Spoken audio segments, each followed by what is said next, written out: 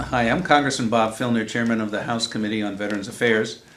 And through the miracle of television and internet, I'm talking to all the veterans of the United States, and I appreciate that opportunity. Here we are in the middle of July, and we just passed in both the House and the Senate what we call a GI Bill for the 21st century. That was one of our key priorities for this year. Many of you know how important the GI Bill was after World War II. I'm here because my dad came back from World War II, was able to get some education, but more important, was able to buy a house for a few $1,000s. All of a sudden, we're part of the middle class, as 8 million other veterans were. So they say that the GI Bill of 1944 made the American middle class. Well, we thought today's GIs should also have the same opportunity, and unfortunately the GI Bill's benefits they've declined in a real terms over the years. The stipends didn't meet the real cost of college. The home loan program was irrelevant with the market as it is. So we wanted to bring everything up to date, that is, pay the real cost of college for 4 years, make that more flexible in the way that courses could be taken. For example, a short course for 3 months would get fully paid, not just 1/4 of a year's worth of tuition. And most important, include the National Guard and Reserve units into the benefits. As you know, the Guard and Reserves are doing half the fighting in Iraq, and yet they didn't have the same access to benefits. So we were able to get the educational part of the GI Bill passed. And that's a major step forward. It'll take effect later this year, hopefully when a new school term starts, and people will be able to use it. We still have one part of the GI Bill that we will have to add in the next few months, and that is the home loan benefit. The loan values had fallen tremendously, that the VA would able to fund only a few $100,000 as opposed to the real cost of housing. But also it was not flexible enough to allow people to refinance their homes. So in the current crisis, for example, veterans could get no special deal or no help from the Veterans Administration because there was a cap on refinancing at about $144,000. We want to remove that cap, we want to lower the fees, and we want to make the Veterans Administration the place for veterans to turn if they have a problem with refinancing or buying a home. So we hope that that's going to be settled in a few months, and we'll have a real GI Bill for the 21st century. Eligibility for this new GI Bill is for any person who was on active duty after 9/11. That is beginning in 2001. And not only are you eligible, but in this new GI Bill, if you don't use it in the time limit you have, you can pass it on to your spouse and or your children. That is, the benefit is going to be there for decades, whether you use it or your family uses it. And that's, again, another great benefit. If you choose not to want to use it, or you've already been through college, you still have a benefit that is useful for your family. A really important tool, I think, in retaining our soldiers on active duty. As many of you know, we're in a situation now with the Veterans Administration that we have a war going on in Iraq and Afghanistan with hundreds of thousands of veterans of that. We think it's a small war, but we already have over 800,000 veterans from that war. In addition, the older veterans, especially from the Vietnam era, are getting older and requiring more expensive services. So you have this dual pressure on a VA from the new demands of the Iraqi war, demands from older veterans. And frankly, the VA was not in a position to meet all those needs. They were underfunded, they were underorganized, they were not prepared to meet especially the mental health demands of the new veterans. They're still fighting the mental health demands of the Vietnam soldiers. So we had to bring up the VA as our first goal in terms of its resources. And in the year and a half that since I've been chairman of the Veterans Affairs Committee, we've been able to add over $17 billion worth of new money to health care for our veterans. That's a 40% increase. That's unprecedented. So we've put the resources in place, I think, to meet most of the needs. Now we have to provide oversight as a congressional committee to make sure the Veterans Administration is spending that money right. And we have a long way to go. This war has put demands on the system that unfortunately we were not prepared for. We should have been. Just as an example, we are able to keep alive soldiers in this war that in previous wars would have died on the battlefield. If you are alive on the battlefield and rescued or evacuated, you'll have a 95% chance of survival. And again, that's unprecedented in any war that we've ever engaged in. But that means we have more severe injuries to deal with over a longer period of time. And that's simply our obligation as a nation to do that. We have got to take care of the young men and women who come back from Iraq, no matter what their injury is. Many of them have suffered concussions and brain injury as a result of the improvised explosive devices. That's a long-term process of healing and rehabilitation. In addition, because of the nature of the war and the increased numbers of tours that have been required, the mental health needs of soldiers are very great. And once again, we were unprepared as a nation to deal with them. And we know exactly what's going to happen if we don't treat mental illness from the beginning correctly, because we've seen what would happen. We didn't do this right with our Vietnam soldiers. And as a nation, we have an apology to those of you who served in Vietnam, because we did not treat you right when you got home. We did not distinguish, those of us who were against that war, between the war and the warrior. The warrior did his job, but we did not take care of you. And so half of the homeless on the street tonight are Vietnam veterans. A very disturbing statistic is that there have been more suicides by Vietnam veterans than the original battlefield deaths. That is over 58,000. That means that we have not done our job as a nation.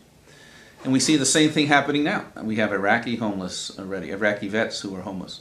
We have suicide rates back at the rate at which they were in Vietnam. So we have a job to do. And if we don't do it, we will see a progression which we can predict. There'll be domestic violence and problems at home, problems on the job, drinking and drug abuse, probably loss of family, then loss of home, and maybe suicide. In fact, many of the Iraqi veterans have already been involved in felonies as a result of their tremendous strains that they're still under. Several hundred homicides have been committed. And that's all due, or mainly due, to the mental health needs of these veterans. So we have got to do a much better job, and that's what we're trying to do in the Veterans Administration, trying to get people into the system who can do this, but also reaching out more to community resources. There are so many local groups and resources that deal with mental health needs. And soldiers can heal better, I think, and get far more support in their home areas and their home communities. So if we look more to a community resources, I think the healing and the treatment can come at a faster rate.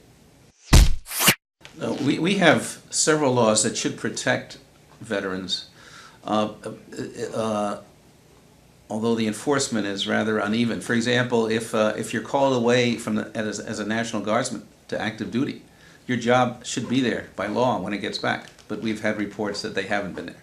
So that's one area we have to make sure that the veterans protected. In addition, we have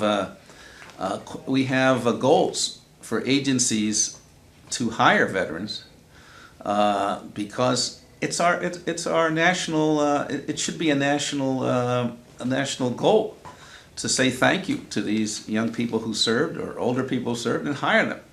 And I don't think as a nation we've done a good enough job, not just legally, but having the president, for example, meeting with big corporate heads and big employers to say we're all committed to hiring veterans. I think this has to be done, almost as a national kind of national effort, and a voluntary effort that the president and the governors and the Congress people are all involved in, encouraging all our employers to hire veterans. There are some laws that set some goals, They are mainly honored in the breach, and we have to do a better job on that. But it requires an understanding. See, I think the president, rather than saying hire our veterans, has tried to wall off this war from our national consciousness. They don't want people to see caskets, for example. Don't want us to see injured veterans.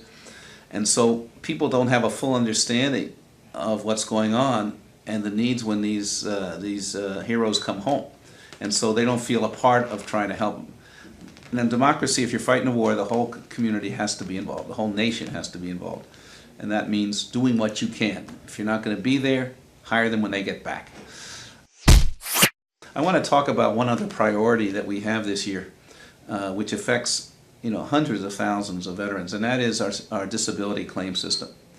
Many of you know that we have a backlog of hundreds of thousands. It's probably up to 700,000 or 800,000 backlog claims. That means if you have applied for a disability claim, you may not hear about it for months or even years later.